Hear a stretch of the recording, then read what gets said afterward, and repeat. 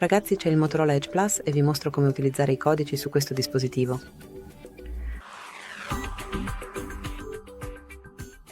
Quindi aprite il telefono, aprite la tastiera.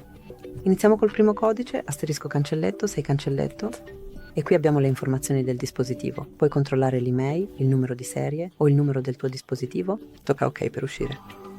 Un altro codice che puoi usare è 225. E qui hai le informazioni del calendario per controllare tutti gli eventi in arrivo. Sono davanti a te. Andiamo indietro. Un altro codice che puoi usare è asterisco, cancelletto, asterisco, cancelletto, 426, cancelletto, asterisco, cancelletto, asterisco. Modalità diagnostica. E questo è tutto, sarebbe tutto. Grazie per aver guardato, per favore iscriviti al nostro canale e lascia un like.